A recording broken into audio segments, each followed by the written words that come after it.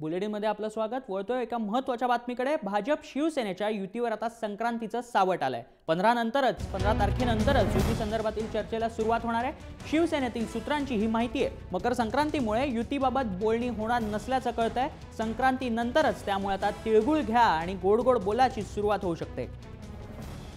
शिवसेनेतील सूत्रांची ही माहिती आहे। आता पण जागा वाटपावरून आणि युतीवरून चर्चा होत होत्या, अनेक दिवसांपासून या चर्चा होत होत्या, परंतु आता मकर संक्रांतीमुळे युतीबाबत बोलणी होणार नसल्याचं कळतंय।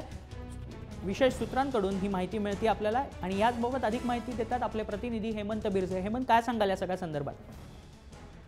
शिवसेना आणि भाजपच्या ज्या चर्चा होत आहेत युतीच्या संदर्भातल्या, जागा वाटपाच्या संदर्भातला, त्या याच्यामध्ये संक्रांतीचा कुठेतरी जो संक्रांत आहे त्यामध्ये कुठेही अपशकुन घडू नये अशा पद्धतीची भावना दोन्हीकडच्या पक्षांच्या नेत्यांमध्ये आहे, अशा पद्धतीची माहिती मिळते आणि त्यामुळे दोन्ही पक्षाच्या नेत्यांनी संक्रांतीनंतरच जी चर्चा आहे ती करण्याचं ठरवलेलं आहे। त्यामुळे 14 तारखेच्या नंतर जो 15 तारीख आहे त्यापासून चर्चा सुरू होतील अशा पद्धतीची माहिती मिळते।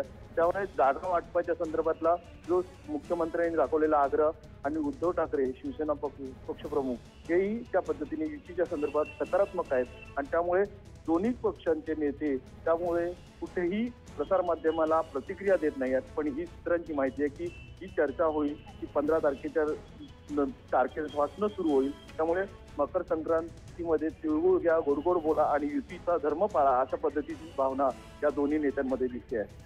नक्कीच, धन्यवाद हेमंत आपण दिलेल्या सगळ्या सविस्तर माहितीबद्दल।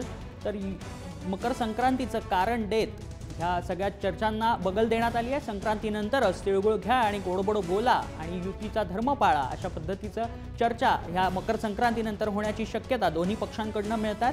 शिवसेनेतील सूत्रांची ही माहिती आहे।